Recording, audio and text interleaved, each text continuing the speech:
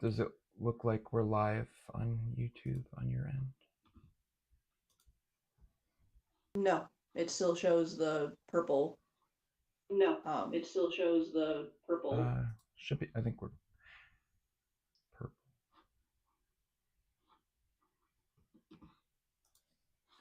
We are live now. You don't see it. You see, okay. All right. There's a way to look at it that it's not looking the way it's supposed to. But yeah, I think we're good. I think it's live. So anyone that might be listening in, just bear with us. We're just getting warmed up. Still getting used to YouTube streaming. Let me get us on TikTok here.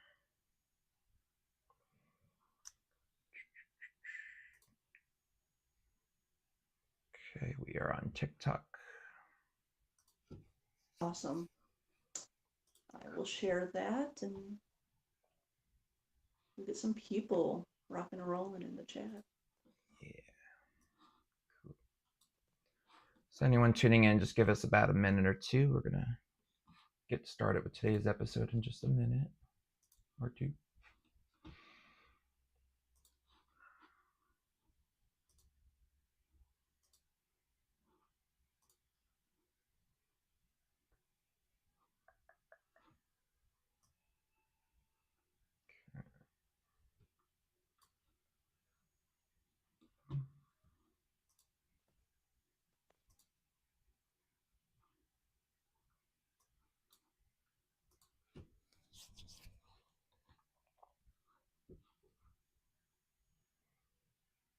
There it is. That's the screen I was looking for.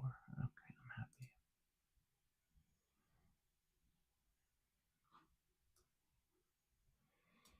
Welcome, Carrie. Glad to have you here.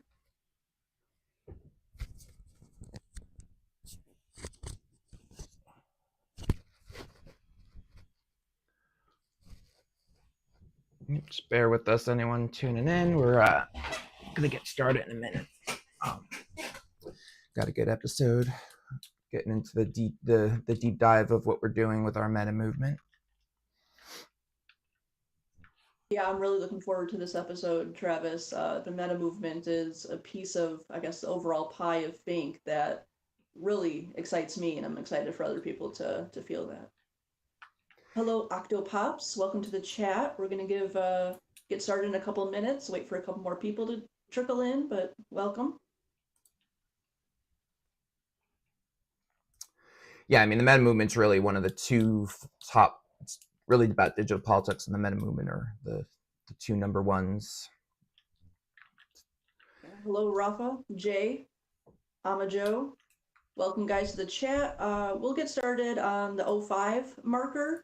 Give a couple more people a chance to trickle in, but welcome to the chat. We got a great episode for you guys today.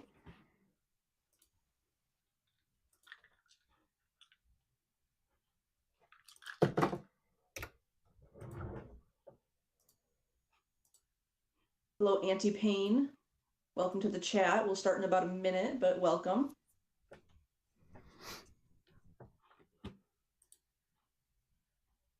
Yeah, we'll be ready to cook in a minute.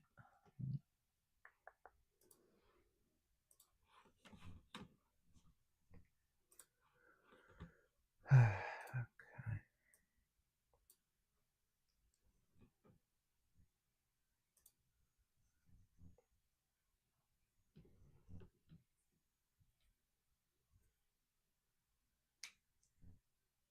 Hello, George. Oscar, welcome to the chat, guys.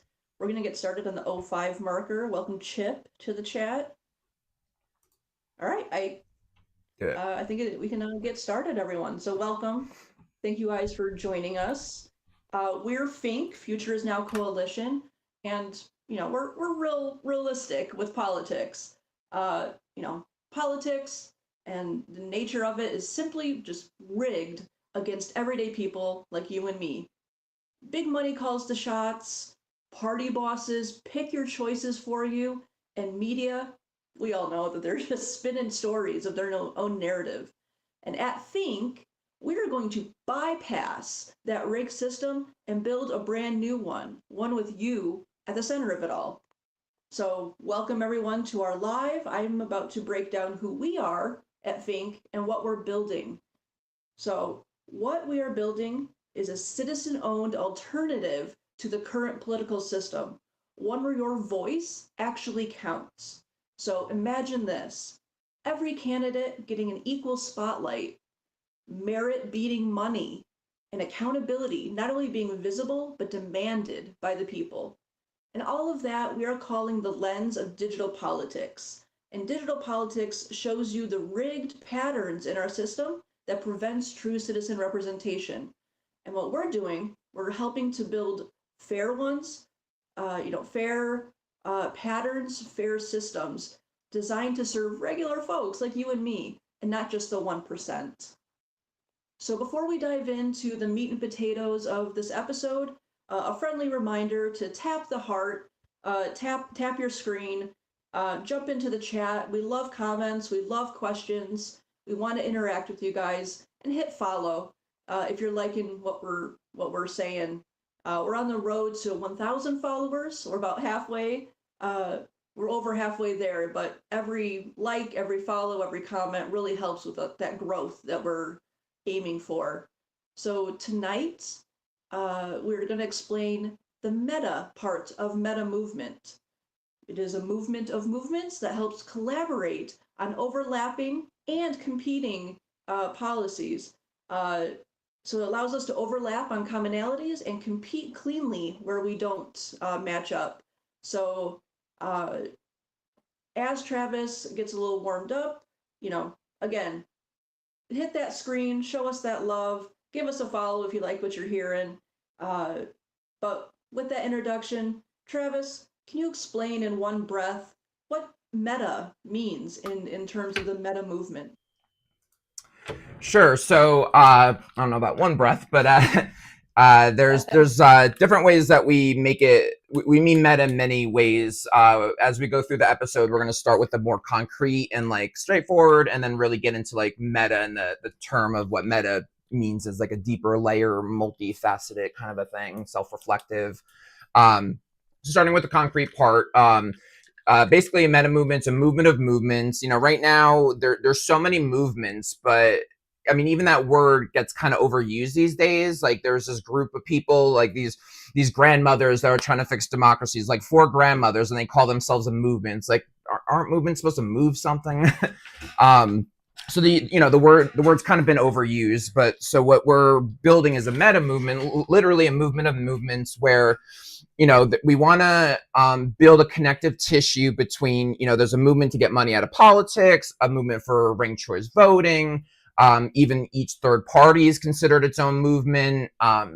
There's movements around policy stances like healthcare. There's, so many different types of movements. And we want to build a connective tissue that ultimately there's one thing that could glue us all together, and that's true representation. That all these different movements, the one thing they share is that the establishment is against them, like money in politics is against them, the concentration of power is against them. Whether you're a third party, healthcare, no matter what your issue is, a huge part that prevents you from getting what you want is the concentration of power and a handful of people really dictating what can change in this country.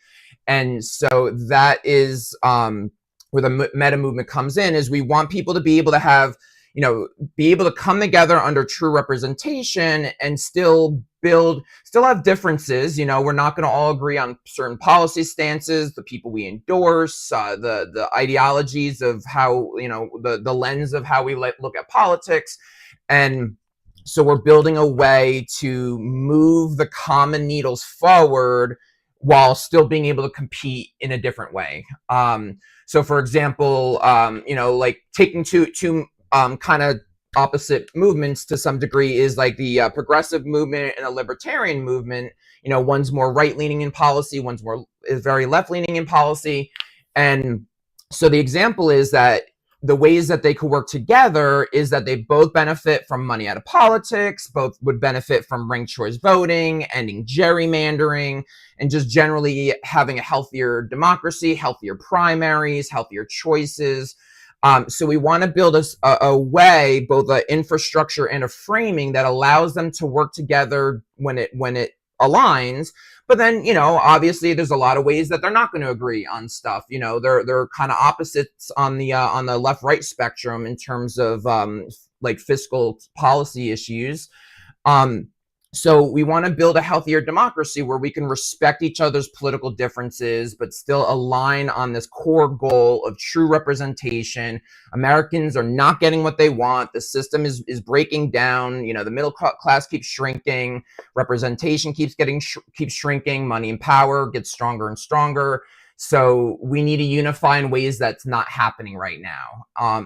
And as big as the progressives have a good millions of people in it, libertarians have a couple million people in it, but it's not enough. The amount of people power to actually rival the establishment is going to take a lot more people power than just one of these groups, one of these movements. And so that's why, again, we're building this connective tissue that we can all work together where we align and still work separately where we compete. So yeah, that's it for this part. Yeah. And to me, the beauty of the meta movement is like, where else is that opportunity? Where else can you still have your ideology and party differences, but work together? And for me, that's the real, cherry on top, is that there's no other location where democracy can move forward without that infighting, right? That infighting is going to happen wherever, but where else can we come together on things that we do agree on and work together, right? It's kind of a playground where we all, can work together and actually engage with each other that isn't, this violent rhetoric that often happens with partisanship. So for me, Travis, it's really about, building this location, a digital space where people can just care about democracy in a way that's not, I win, you lose kind of mentality. That's the real beauty for me. Yeah, totally. Yeah, so with that, so there's both a framing way, like everything that we're doing here at Think that's unique is it's not just like concrete. There's like a big part of this is about psychology and like how to frame this in a way where we could align in certain ways and not align in other ways.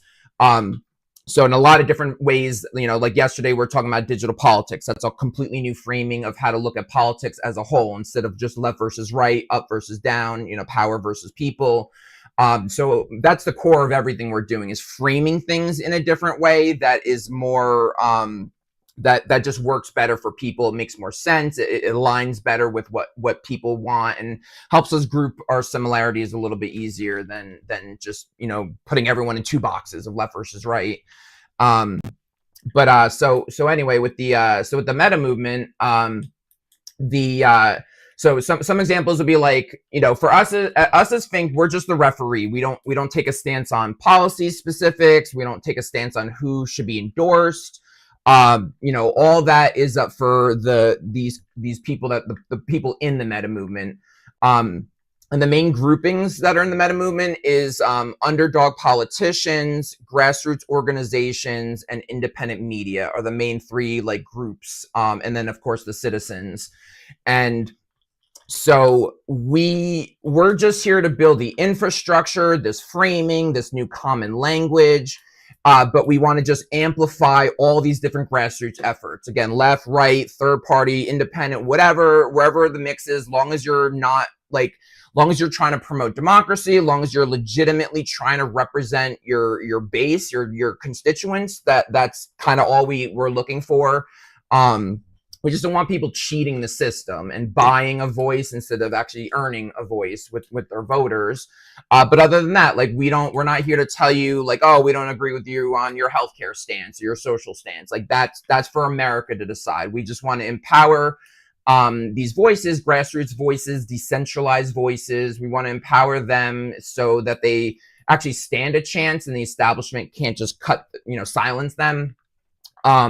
But so, for example, there might be a politician that let's say there's a certain politician that people want. I'll get into clusters. So the idea of how to group these commonalities is what we're calling commonality clusters.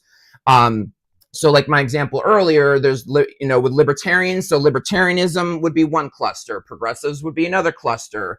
But people could be in multiple clusters. So then there might be a universal healthcare cluster. So, a lot of progressives would be in that. Maybe a couple of libertarians would be in that cluster as well. Probably mostly not.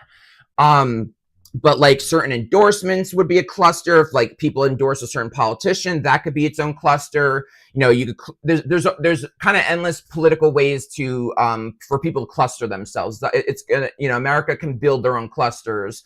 So it's just commonalities of like who you endorse, a certain policy stance that you're pushing for, political ideologies, kind of it could range. And again, anyone could be in multiple clusters, so again, let's say there's like, so good examples, like, I bring up healthcare a lot. So let's say there's a push right now, let's say, for like single payer healthcare. And so, the progressives that are in the healthcare, in the one single payer cluster would want to fight for that. Libertarians would compete against that. They'd say, no, there's a more privatized way to do this. And that'd be a separate cluster. But then, then in another scenario, there's a, push for like ranked choice voting or proportional voting. And then, and then most libertarians and most progressives would be in that cluster because they would have the advantage and they believe in that kind of a stance. So again, it helps systematize how people can come together on commonalities and still compete in certain other ways, without being mortal enemies. And when push comes to shove, it should all be about promoting these non-establishment narratives that there are. Right now we're stuck in this duality where there's a Democrat establishment narrative and there's a Republican establishment narrative, and the establishment media pushes these narratives, the party leaders push that narrative, a lot of the big money pushes that narrative. So it's so unfair. It's not what most people want. It's not what most people see in their own reality. And so, when push comes to shove, we want to promote all the grassroots narratives, all the non-establishment narratives, and at least give them a voice, give them a chance to resonate with America. And then, some narratives are going to be too obscure and they're not going to get any weight, and that's democracy.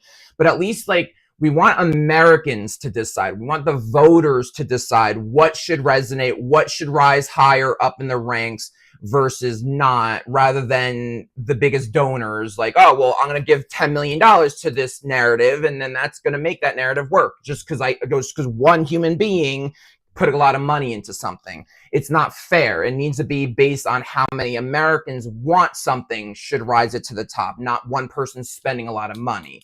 Right now with Citizens United is that money equals voice, and that's not democracy. And so this is a major way to change the game, essentially, and move the needle towards promoting democracy. And if more people want something, it should have a higher chance of success, basically. Yeah, and Carrie made a good point in the chat there that, hey, both of those clusters, have a commonality, and that's what we're talking about. We respect that you guys and all Americans, you have your positions on policies and all of that. We're not here to debate that. We are saying, well, gosh, if I view healthcare one way and you view it another way, neither of us are getting anything unless we get the big healthcare lobbying and big healthcare money out of there. So where do we have people power and actual, like Travis said, movement of the democracy needle to rival the establishment, right? So where do we cluster, over commonalities while still respecting our differences in opinion? Because we can fight all day about differences, but what we do agree on overarchingly across party, across the aisle, right? Getting big money out of politics, better choices on the ballot, and gosh, accountability, or just to name a couple things that you walk down the street, most people are going to agree with you on those things. But for those people just coming into the chat, welcome. We're talking about building a meta movement, a movement of movements. How do we group together where we agree on things while still respecting our differences, and bringing that into the digital space as well. Thank you guys so much for all the tapping and the love we see. We're at about 1,000. We're trying to get to 5,000. But feel free to jump in the chat, guys. Ask us questions, comments. Yeah, we're really excited to keep talking about how do we rival the establishment and what does that look like in the meta movement. Cool. Yeah. So the next part here. So that there's multiple ways that we mean meta. Like, first we just finished talking about like meta as a movement of movements. But now the next layer deeper is that it's meta as in self-reflective, adaptive, ever-evolving. And so this is the idea that we don't want to base our strategy on precedent. Like this is part of I'm neurodiverse, autistic, and like what I've learned, one of the key differences about the way my brain works is like most people follow a precedent. Like I do it this way because that's how it's always been. The way my mind works is I kind of look at the present. I see what do we know now, and I like to build reality based on what do I know, what do I understand today, not just doing things because that's how it's always been. I want to question it. The reality we live in today, a lot of it was built before we knew that like germs were that there was something smaller than what the naked eye could see. Like 100 years ago, we didn't know that soap was important. So we built like a lot of the foundation of how we live the life right now is based on all these things that we didn't know, that we had these wrong conceptions of. And so, tying into politics, it's like, I look at all the movements that exist today, and they still do the protest call repeat cycle, and they're still treating the world like it's the same as it was a few decades ago, and it's not. For one, money in politics is a way bigger monster than it's ever been. You can argue that there's always been money influences, like definitely there's always been money influence, but like since Citizens United, and there's certain like policy things that have happened in the last decade or two that really uncapped it and unleashed the insanity of the influence and concentration of power. A few decades ago, journalists and the main media was not in bed with the politicians. They would hold them accountable. They would call them out when they break their promises, and they would give them a hard time when hard time was due. And now they're pretty much just on partisan lines. So if I'm a Democrat news, I'm not going to be harsh on a Democratic president, and vice versa. And there's a whole establishment thing to that. So, the news will say if a Republican's in office, then the Republican news will say the economy is doing well. And then vice versa. If Democrats are in office, the Democrat news will say the economy is doing well. Doesn't matter if you're actually doing well, the middle class keeps shrinking, and yet they'll say it when the moment their party's in office, oh, the economy is doing great right now. And then like 5 minutes into the other person winning, oh, the economy is bad now. So the money and establishment influence is a big factor. And yeah, like what Becca just wrote on in there, technology is actually might even be the biggest factor. It significantly changes the landscape of politics. And the key there is that we can use that to our advantage. Again, when I see we've been building we're building this meta movement and building with our partners, mostly grassroots organizations at this stage. And a lot of the groups, they are still trying to figure out how to evolve into the digital age. They're still in the habit of like, oh, let's protest. When are you protesting? Let's meet at the same protest and call the senators and stuff. And like, we don't want to encourage people not to do those things, but like more can happen now. Like, the world is very digital today. And so, yes, if there's even if in 3 months there's going to be a big protest, that's fine. Coordinate that, set that up. But you have several months until then. There's stuff you could do on social media. So they should be doing more collaboration and cross-pollinating each other's social media, engage with each other, do videos together. And some organizations are doing that. That's a lot of what we're promoting when we're building these partnerships as we speak. But the idea is that there's so much untapped potential with social media and being in the digital age that changes a lot of this precedent. So that's also the negative side of like the establishment has already dived into the digital age because they could follow the money and they could follow technology is very tied into the capitalism. So they adapt it very quickly. But like, so they're moving like a 1,000 miles a minute, and yet the grassroots people are still on the ground floor. They're on their physical feet, and it's moving a lot slower. And so we want to upgrade how activism looks. We want to incorporate digital activism and using social media to amplify their efforts. Because one of the biggest things is because when you're grassroots, when you're decentralized, when you're not sold out, then one of the negatives is you don't have as many resources, financial resources, people resources. But the beauty of the tech age, the digital age, is that you can now use social media to amplify your voice, and you can work across differences with other organizations to amplify one another and engage with one another and help each other amplify and lift your message through digital means. Never in human history can a message get to millions of people without spending a dime. And now for the first time ever, that is the case. So, precedent can change now. Go ahead, Liz. I know you want to say something for a while. Yeah. I think it was yesterday someone asked, how do we fight the billionaires? And like Travis said, the upper echelons of our political system, right? Big tech, big healthcare, just these big lobbying groups.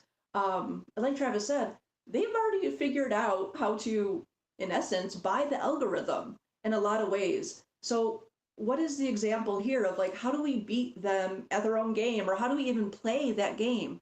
And it's all about people power, right? We don't need billions of dollars, like Travis said. You don't even need a dime. But with enough people understanding the power of a like, a share, a comment, right? How do you beat the algorithm? Well, gosh, just more people sharing and providing that exposure of quality candidates, good journalism, policy or movements that you agree with. So it's all about that people power. So how do you rival big money? Well, gosh, big people power, and we already have that at our fingertips, right? So we're not, I guess, we're not under the heel of big money when it comes to the digital age. We have power, and that power, is so simple to utilize, right? It's that liking, that sharing, reposting, things like that.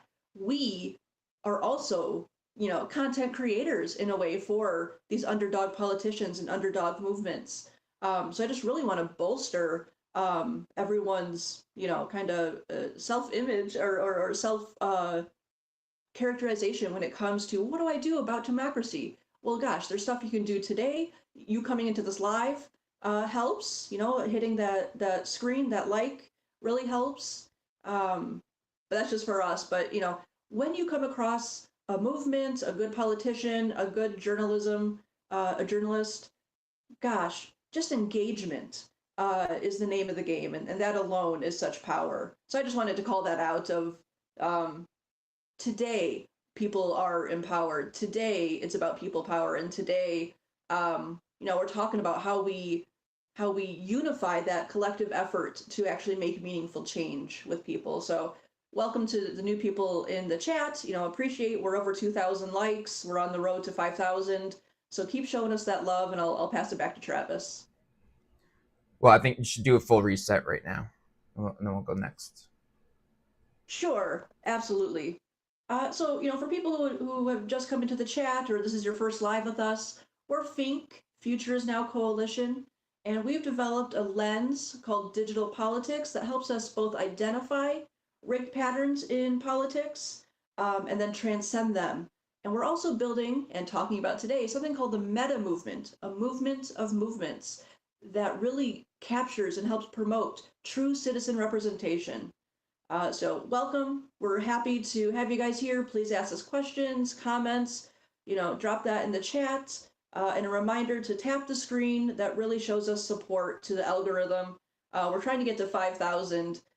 So keep the chat going, keep the likes coming. And again, we're talking about the meta movement, a movement of movements. Yeah. So just wrapping up this last part about we mean meta by self-reflective, ever evolving, adaptive. So again, like the digital age moves a lot faster than the world did a decade or so ago. I mean, anyone could tell you that researches anything from philosophy, psychology, politics. The digital age sped up the world. Everything moves a lot faster now, and so we're building a new type of an organization, a new type of a movement that can actually adapt as quickly as the speed of the digital age. So part of it is just ever evolving, and we want to always evolve. It depends on the current the current political climate of today. It depends on what resources we have available right now. It depends on what allies we have, who's part of our meta movement. What do we have a lot of independent media? Do we have a lot of politicians? Do we have a lot of organizations? Those are all variables. The zeitgeist of the movement, the zeitgeist of the moment. What people feel right now. People feel they have very low economic confidence. People don't feel like they're struggling financially. They're not happy. It's ultra partisan right now. So you can't predict what that looks like in 2 years from now. A lot of that could be different. Probably some of it's going to be the same, but some of it's going to be different. And so we're building an organization and a movement around the concept of being able to adapt quickly and adapt with what is happening in front of us, and not just like, oh, well, this is how we've been doing it for decades, so we're going to continue to do it this way. And that's actually a trap. There's certain organizations that we didn't end up aligning with that this is how we do it. We raise our funds. We don't necessarily, we're not exactly succeeding at what we exist for, but we're funded, and I have my career, and we're gonna keep we're gonna keep doing what we're doing. And if they're funded, their organization is successful financially, and they're in that, but then they're not actually succeeding at their goal. And it's like, well, to me, that's not good. So anyway, so just to finish this one up, so meta also is, this part of meta is about just self-reflective and ever evolving. So we're doing that with ourselves, as well as building this where we can help others evolve as well. We want to lift these grassroots organizations, underdog politicians, connect independent media, plug in to amplify them, help evolve them to the digital age, give them better digital infrastructure to succeed in whatever. So we don't want to tell that, we're not going to dictate what their mission is. We're going to just help them elevate their strategy and make them more effective in what they do, and ultimately make less of an effort to make more of an impact.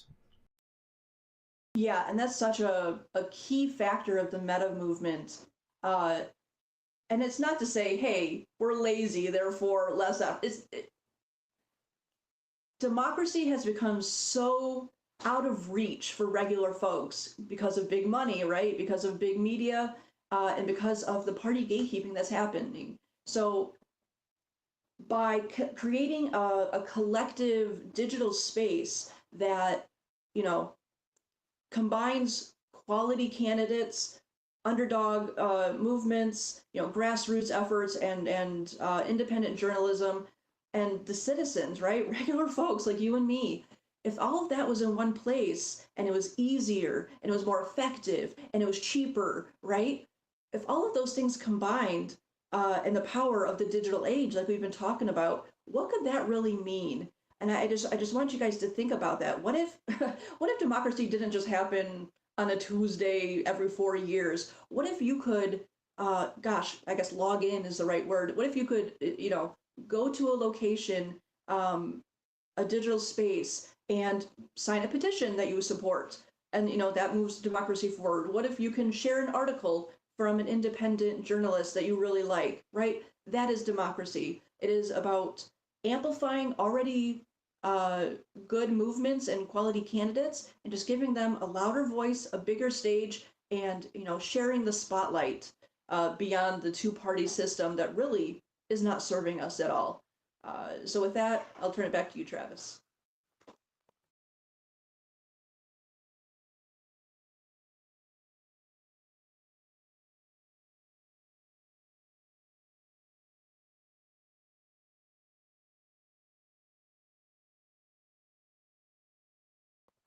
Oh, hold on, Travis. I don't know if anyone else can't hear you right now. I know I can't hear you.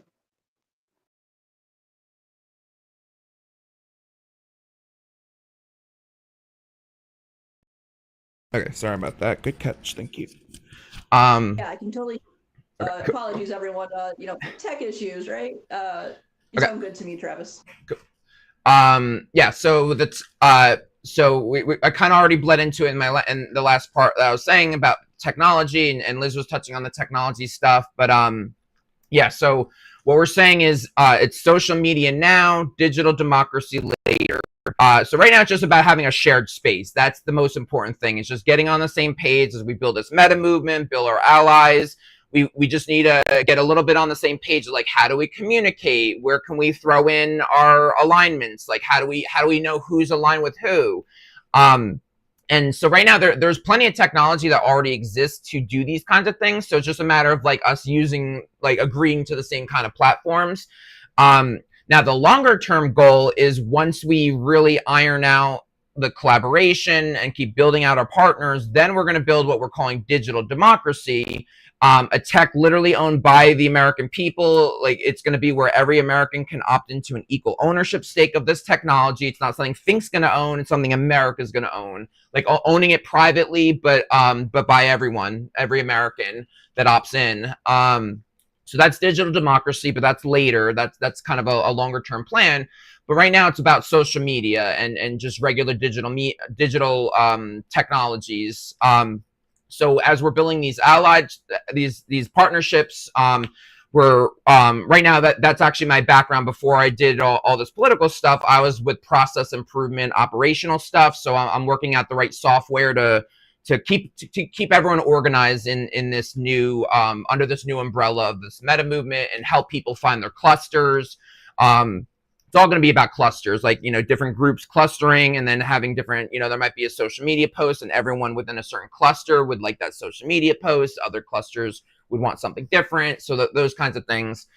So first it's just building it organically, evolving it, just how we just start using it and keep building it however it makes sense. And then at some point, then we could build digital democracy and build that into digital democracy, to grow it, to scale it up and make sure it keeps growing forever. So, some of the, when we talk about DD, digital democracy in the past, some of it's about like having politician report cards and a candidate matchmaker, a lot of great tools for citizens. But it works in all different ways. Citizens to find politicians, politicians to find independent media that aligns, grassroots organizations to find other grassroots organizations, and then all the clusters. So there's a lot of different layers to what digital democracy is going to become over time. So that's going to be huge. But again, right now it just matters like using the same space. So right now it's just the shared space. But that's also part of this meta. What makes this meta is us evolving with technology. So now that social media exists, that's how we're plugging in social media, and spreadsheets and project management softwares exist. So we're incorporating that. And, AI exists. So at some point we're going to carefully incorporate that. I know that's a controversial topic in itself. So we're carefully moving that needle. But, so there's a lot of technology out there. The establishment is jumping on that technology the moment it exists. So we have to use as much as we carefully can use without, doing anything too crazy. But yeah, so that's the tech side of things. And then just jumping into the next section is, another way that we're talking about meta is really like the citizen reflective nature. So, we've been talking about how ever evolving and stuff like that, but we also really want to incorporate the American people into this meta movement, and really have like make it a reality of like having America influence the growth of how this meta movement unfolds. Ultimately, like, we don't have a set agenda. Like, literally our only agenda is wanting a true democracy. We want Americans to get what America wants.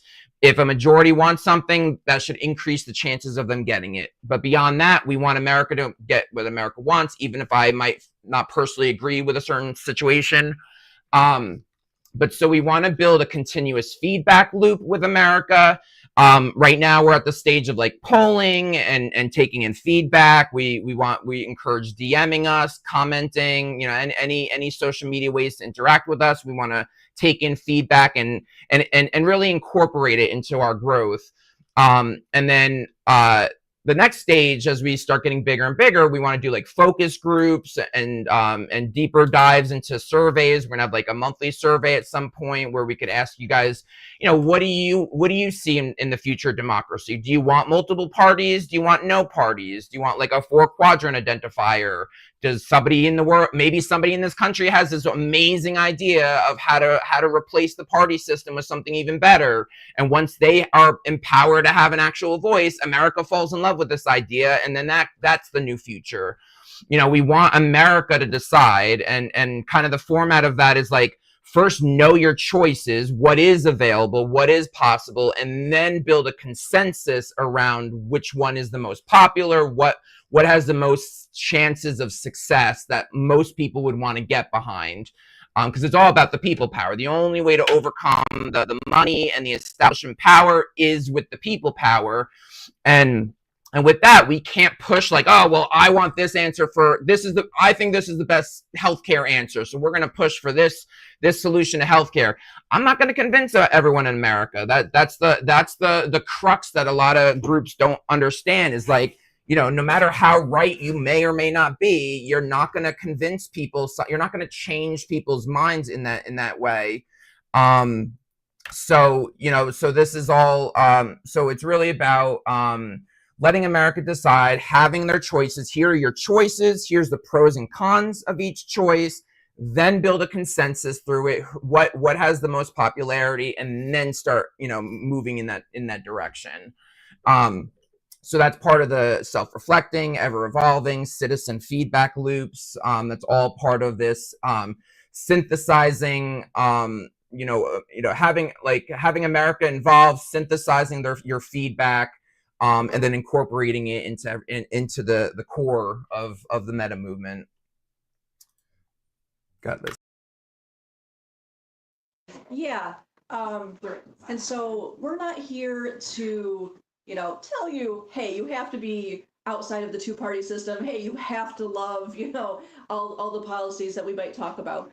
What we're all about is alignment and finding alignment across party lines, building that connective tissue where that support, those commonalities, those clusters we were talking about, can actually, the needle of change can actually begin to move. Because in the two-party system, in the establishment ruled governments that we're under today, you and I, as regular citizens, literally have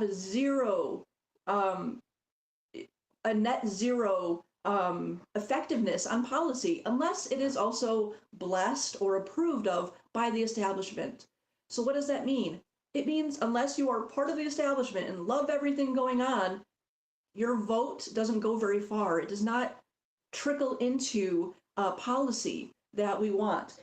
And at Fink, we're saying, gosh, isn't that wrong? Isn't the ability for Americans to have their voice heard, isn't that part of democracy?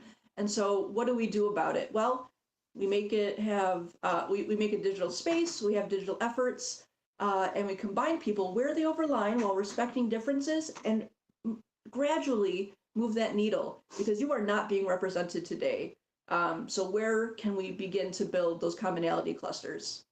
And I just want to give a quick shout out before I hand it back to Travis. Look at all those likes, guys. I can't believe it. Oh, nearly 12 12,500 likes. We've never had that many. That's so wonderful for us. Thank you guys for all the love and support. And I'll pass it back to Travis for more about the meta movement. Cool. Yeah, that is great. Yeah, so kind of getting towards the conclusions here. So again, when we say meta, there's so many layers, and like I know it could get overwhelming. So when push comes to shove, the first thing we just say is meta movement just means movement of movements, and it's about coordinating with these different ideas around. It's about really building bridges around for the sake of true representation, regardless of your different political beliefs. Like, a lot of people these days talk about accepting differences, but we don't accept each other's political differences. That's something. And I understand that it's, it's very, it could get very heated. It could be very touching your personal life. I mean, politics is personal. People don't realize it's not something out there. It's the whole, all of society ties down to politics. If your road is too bumpy, that's politics. Someone's not, your tax dollars are not at work there. Your school system isn't working, that's politics. And then even social freedoms, that's politics. But anyway, so the deeper layers, as we're saying, is this multidimensional way of strategizing. We're not just doing one. There's certain organizations, like their entire existence is to do like an amendment to get money out of politics. Another one might be just ranked choice voting. Another one is another thing, and that's fine. It needs to happen. There needs to be these groups that go deep into one issue. Our key, what we're doing is we're more about the width. We're going wide rather than deep, because we want to connect these different pieces, be the connective tissue. We're never going to be the experts of one of these things. We're just trying to tie it all together. So like, if you came to us about like ranked choice voting and say, what's better, ranked choice voting or proportional voting? Like, we'll be like, we're not the experts. We would point you to, these are the experts of ranked choice voting. These are the experts of proportional voting. And you can listen to them to say why their ideas are better than the others' ideas. And, so we're just there. We're just here to connect. We're not here to dictate how things move, because we want you guys to know what your choices are, and then really empower you to, for the first time, to really be able to move the needle in the direction that you want, and not just the money interest and concentration of power. So it's really about a wide strategy. We're not just focusing on, it's not just reform, not just media, not just like getting the money out. It's all layers together, working on like, we want to look at the biggest picture of like what's happening in society. Why are there's millions and millions of people trying to make the world a better place, billions of good dollars spent, not even the bad dollars. The good dollars is about like there's billions of dollars of grassroots funding that's spent every year, and yet the needle is moving backwards. We're still getting worse. So, it's not a lack of effort, not a lack of intent, not even a lack of money necessarily, but it's related to coordination and the framing. We're too fragmented, we're too divided. There could be like 5 movements that do almost the exact same thing, and yet somehow they're bitter enemies. And that we need to cross paths. We have to cross those barriers if anyone's going to stand a chance. And the bottom line is like, it's insane to keep going this way. Like, it's not, if what you've been doing for like a decade or 3 is not working, like you got to change your strategy. It's things are getting worse. It's not improving. It's getting worse. And it's because the establishment is evolving, but the grassroots is not evolving at that same rate. So that's what we're here to help with. So just wide strategy, framing. It's really about framing and infrastructure is what it boils down to. It's like how to coordinate, how to structure ourselves to work together, finding our clusters, how do we coordinate, doing social media together? How do we coordinate, like doing a video together, things like that? And then the framing of like, how do we get past our political differences and find this common bridge that we can agree with, so that we could get enough people power under one roof without fighting over specific policies. And so that's what our organization has figured out, or is figuring out and working on right now. God, let's... Absolutely. Yeah. So, and we're not saying previous movements suck, wipe them off the table and we know everything. we know and we fully admit we don't want to be the experts in everything. There are great movements that are already, have done decades of research, have done decades of, outreach and things like that. But the establishment, we're all fighting against the same enemy. The establishment, the big money, the big party bosses, and the big media. And gosh, if the good movements and the good politicians and the good journalists, if they all had more amplification, more support, and we found a way to work together as citizens to really bolster things that we do agree on. Gosh, what could that mean? And that is how at Fink we believe that we're going to start cracking at the system, the chokehold on democracy that the establishment has. Because gosh, I know that I'm not being represented in Congress, and I statistically know that you aren't either. So that is what we're building. We're calling it a meta movement. And just before I pass it back to Travis to fully wrap us up, we're so close to 17,000 likes on this view or on this video. Big thank you to you guys. That is just amazing support. And congratulations to you guys for, again, that's a great example of that collective effort to show support and show it's your voice, right? Social media is so much of our voice today. I don't know how to get on a newspaper, but I can get on a podcast. I could post on my Facebook. So what are these today, current, realistic efforts that we could start doing? And gosh, if that could be more centralized, if that could be more, like Travis said, less effort but more effective, and gosh, if it could actually do something to rival the establishment's chokehold on democracy, what would that mean for all of us? And with that, I'll pass it back to Travis to sign us off. Yeah, cool.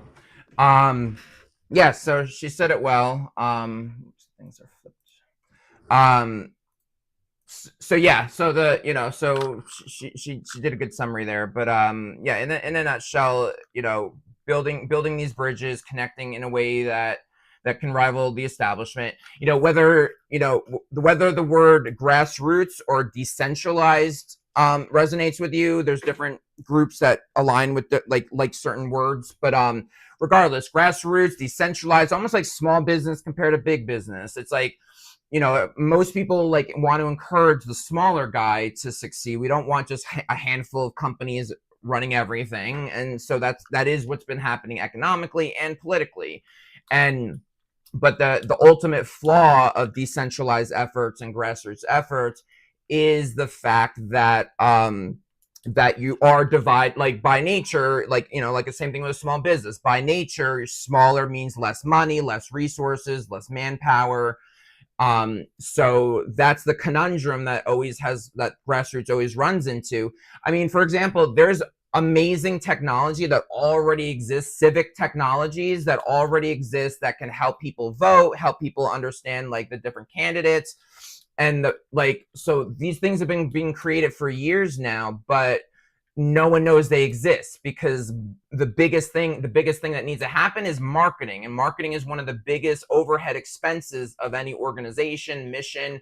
Even politicians, campaigning is marketing. It's just marketing for politics is the concept of campaigning. So anything grassroots and decentralized, the key problem is their marketing power, and how do people know I even exist? And that's the problem. And so with this meta movement, helping amplify one another, help lift each other up. If I resonate with one of your messages, let's both amplify that message. There's another message you have that I don't resonate with, so I won't lift that message, but I won't attack you for it. I'll respect your difference there. And so, by connecting these different groups along these commonalities is the way to rival the establishment. It's a way to help them market themselves, help get non-establishment narratives to front and center. Again, it's so unfair. If the Democrat establishment had a certain narrative they wanted to push this week, they could have they have the mainstream media push that narrative. They could print the newspapers. They could push it all through, even online. They have tons of websites. Even when you think some news is local news, it's still owned by somebody at the top. It's usually owned by one of those 6 big companies at the top. Then you get the party leaders to use the same narrative, and then you have other certain corporations will put their name out and talk about that narrative, and they'll put money, millions, billions of dollars towards that narrative. So, anytime the establishment has a narrative they want to push, they can push it at the snap of a finger. And so we need some way to rival that. And again, now that we're at the digital age, now that social media exists, now that it's humanly possible for one human being to get millions of people to see a message without spending $1, that is the game changer. That's how we change the system. That's how we move the needle forward. And it's all incorporated with the meta movement and digital politics. That's how it's all tied together. So again, digital politics is about these rigged patterns and getting this more common language to identify, like, this is what the problem is, this is what's going on. We don't all agree on the solutions, but a lot of us agree on the problems. So let's start there. Let's coordinate there. So digital politics is about that, as well as looking at up versus down politics. That, more important, it's fine if you still see the world left versus right, but if you add this one extra layer of up versus down, are they up serving? Are they down serving? Up serving is somebody that serves those in power, those above them, those with big money. Or are they down serving? They serve the people. They serve those not in power. And just adding that extra dimension alone will make a big change. So tying digital politics and this meta movement together, now we're talking about changing the world. Now we're talking about upgrading democracy for the first time. We're serious. We want to fundamentally improve the system. People are in pain, a lot of pain. We're supposed to be the world leader of the so the worse we get, it affects the entire planet. So if America could get our shit together, we could lift everyone else up. Just by being a real democracy, it would be a game changer.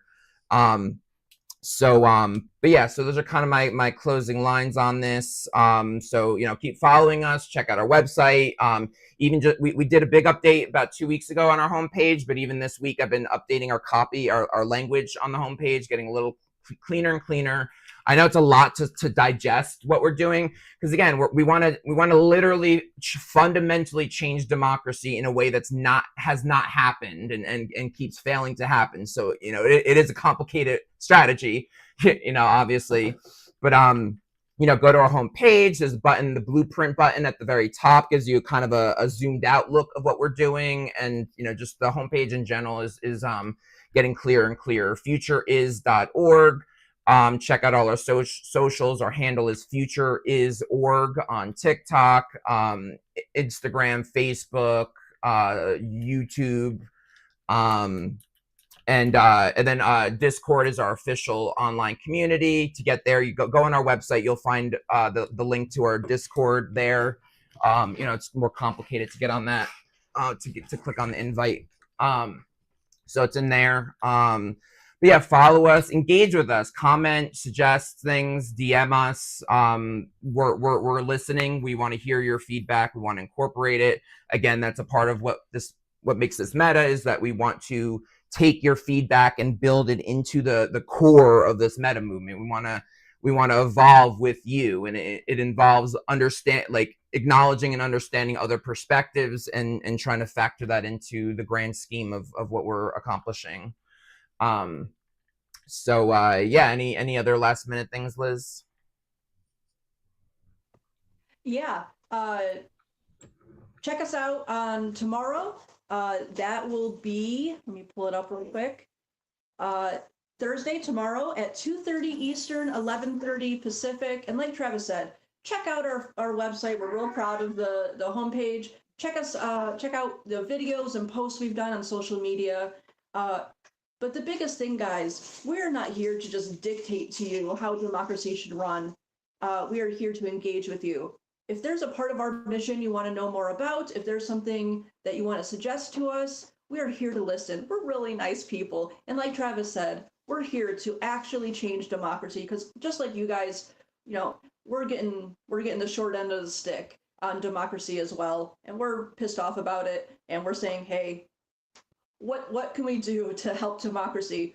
So yeah, tune in tomorrow, and thank you guys so much.